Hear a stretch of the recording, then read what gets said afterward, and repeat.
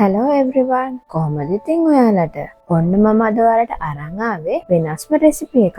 මේක ඇවිල්ලා පාන්, බත්, රොටි වගේ එක කන්න පුළුවන් අලපැදුමක්. හැබැයි වෙන්දර හදන අලපැදුම නෙමෙයි. මේක හදන්නේ වෙනම විදියකට. එහෙනම් අපි බලමුකෝ මේක හදාගන්නේ කොහොමද කියලා. ඊට කලින් බලමු මේකට අවශ්‍ය වෙන දේවල් මොනවාද කියලා.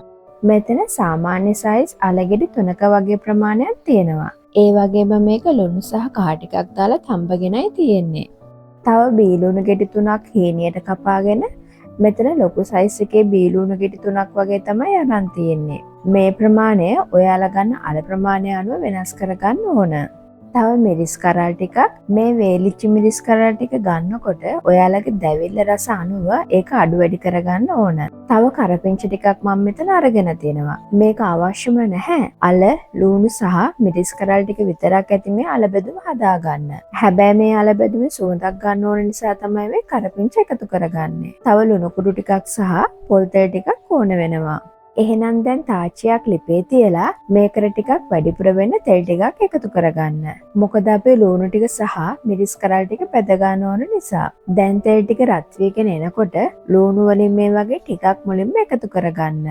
ඊට පස්සේ මේ වගේ පෙනාවට පස්සේ ඔයාලා එකතු කරගත්ත තෙල් ප්‍රමාණයට අනුව තව ලුණු ටිකක් එකතු කරගන්න. මේ පෙනෙනකන් ඉන්න කියන්නේ අපි ලුණු ටික ඔක්කොම එකපාර එකතු කරගත්තොත් මේ එකතු කරගත්ත තෙල් ටික වාජිනෙන් ඉතිරිලා යන නිසා. දැන් මේක ටිකක් කවලම් කරලා ඔයාලගේ ලිපේ ගින්දර වැඩි කරලා මේ ලුණු වල පාට වෙනස් වෙනකන් මේක බෙදෙන්න දෙන්න. හැබැයි මේ ලුණු ටික බෙදෙන්න තියලා වෙන කොහොමවත් යන්න නම් එපා. මේක ගින්දර වැඩි කරලා බෙදෙන්න තියාගත්තට පස්සේ ඒක සැරෙන් සැරේට කවලම් කරගන්නත් ඕන. නැතිනම් වාජිනේ වටේ තියෙන ලුණු ටික කර වෙන්න පුළුවන්. දැන් මේ ලුණු වල පාට ටිකක් වෙනස් වුණාට පස්සේ ලිපේ ගින්දර අඩු කරලා මේක හොඳ රන්වන් පාට වෙනකම් බෙද ගන්න. ඒ වගේම තමයි මේක සැරෙන් සැරේට හොඳට කවලම් කරගන්නත් ඕන. එතකොට තමයි මේ ලුණු ටික ඔක්කොම හොඳට බෙදෙන්නේ. ඔයාලා මේ ලුණු කපනකොට ගොඩක් හීනි වෙන්න එක කපා ගන්න. එතකොට මේක හොඳට බෙද ගන්න පුළුවන්. දැන් මේ ලුණු ටික අවශ්‍ය ප්‍රමාණයට පැතිලයි තියෙන්නේ. මේක දැන් වැඩිපුර තෙල් ටික බේරලා ලිපෙන් බා ගන්න. ඊට පස්සේ මේ බැදගත් ලුණු ටික ටිෂු පේපර් එකක් උඩට හෝ තෙල් බේරෙන්න පුළුවන් පාචනයකට දාගන්න. දැන් මේ වගේ ඉතුරු ලුණු ටිකත් හොඳට පැද ගන්න.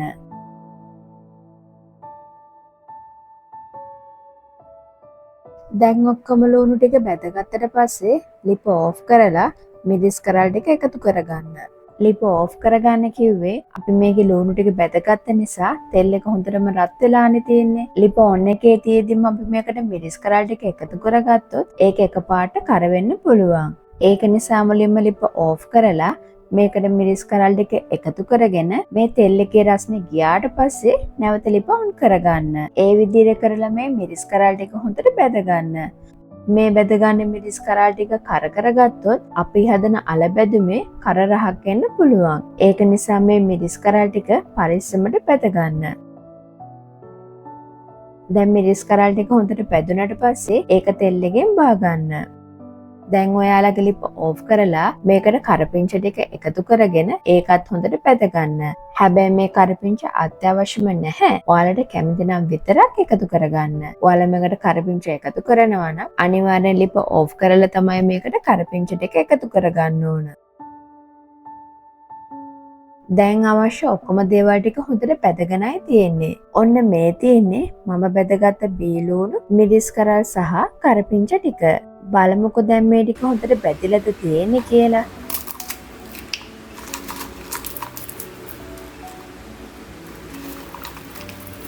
ඇහුණා නේද ඔයාලට? ඒක හොඳට බැදිලායි තියෙන්නේ. ඒ වගේම මේක අතින් පොඩි කරත් හොඳට පොඩි වෙනවා. මෙන්න මේ වගේ ඔයාලත් මේ ටික හොඳට බැද ගන්න. දැන් මේ බෙදගත් සියලුම දේවල් ටික හොඳට කොටා ගන්න ඕන. ඒකට ඔයාලට මේ වගේ බ්ලෙන්ඩර් ජාරයකට දාලා මේක හොඳට කොටා ගන්න පුළුවන්. එහෙමත් නැතිනම් ඉතින් මේක වංගෙඩිය උනත් කොටා ගන්න පුළුවන්. ඔයාලට කැමති සහ ලේසි විදියට මේක කරගන්න. කොහොම හරි වෙන්න ඕන මේක හොඳට කොටා ගන්න එකයි. ඔන්න මේ තියෙන්නේ මම බ්ලෙන්ඩර් කරලා හදාගත්ත ලුණු මිශ්‍රණය. මෙන්න මේ වගේ තමයි ඒක පිටෙන්න ඕන.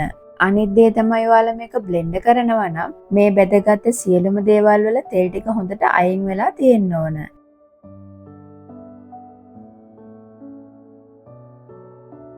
මේක නිකන් ළමයි චිලි පේස්ට් එකක් වගේ නේද? ඔව් ඒ වගේ පොඩි රහකුත් මේකෙන් එනවා. එහෙනම් දැන් බලමු ඊළඟට කරන්නේ මොකක්ද කියලා. ඒකට මේ වගේ තාච්චියක් ලිපේ තියලා පොල් තෙල් ටිකක් එකතු කරගන්න ඕන අපේ අල ටික බැද ගන්න. මම මේක වෙළඳට නම් හදාගන්නේ non stick pan එකේ. හැබැයි හැමෝගාවම non stick pan එක නැති නිසා තමයි මම මේ තාච්චිය හදාගන්නේ. එතකොට ඉතින් තෙල් ටිකක් වැඩිපුර එකතු කරගන්න ඕන. non stick එකක හදාගන්නවා නම් තෙල් ගොඩක් එකතු කරගන්න ඕන නැහැ. මේ වගේ තාච්චියක අල බැද ගන්නකොට ටිකක් පරිස්සමට තමයි කරන්න ඕන. මොකද මේ තාච්චියේ අල ටික ඇලෙන්න බලනවා. ඒක නිසා ඉතින් මේක පරිස්සමට තමයි බදින්න ඕන. ඒ වගේම තමයි ඔයාලට මේක කැමති නම් ගැඹුරු තෙලේ වුණත් බෙදලා ගන්න පුළුවන්. ඒ කියන්නේ අපි ලුණු ටික බදින්න කලින් මේ අල ටික බෙදලා ගන්න. හැබැයි මේ විදිහට අල ටික බෙදලා ගන්නේ මේ එකතු කරගන්න තෙල් වලට අලවල රස එන නිසා. හැබැයි ඉතින් අල ටික ගැඹුරු තෙලේ බෙදලා ගත්තොත් ඒක වෙන්නේ නැති වෙනවා. ඒක නිසා ඔයාලට පුළුවන් නම් මේක මේ විදිහට බෙදලා ගන්න. අපි මේ අල ටික හොඳට තම්බලා තියෙන නිසා ගොඩක් වෙලා මේක බෙද ගන්න ඕන නැහැ. මේ අලවල වටේ තමයි ටිකක් බෙදෙන්න ඕනේ. ඒකේ පාට පොඩ්ඩක් වෙනස් වෙලා බෙදුනහම ඇති. මොකද මෙහෙම අල ටික බෙද ගන්න කියන්නේ එකක් මේකෙන් රසය ගන්න ඕන නිසා වගේම මේක කල් තියා ගන්න පුළුවන් නිසා. මොකද අලවල තියෙන වතුර ටික අයින් වෙනවා මේ විදිහට බෙදගත්තාම. එතකොට ඔයාලට මේ අල බෙදුම කල් තියා ගන්න පුළුවන්. දැන් පරිස්සමට මේ අල ටික හොඳට බෙදෙන්න දෙන්න. කෑලි එකක් දෙකක් කැඩෙන්න පුළුවන්. ඒ වුණාට කමක් නැහැ. මේක පරිස්සමට බෙද ගන්නකෝ. ඔයාලට මේ විදිහේ කරදරයි කියලා හිතනවා නම් ගැඹුරු තෙලේම මේ අල ටිකක් බෙද ගන්න. හැබැයි මේ ලුණු ටික එකතු කරන්න කලින් තමයි මේ අල ටික බෙද ගන්න ඕන. ඒ වගේම තමයි මේක ගොඩක් වෙලා බදින්න යන්නත් එපා.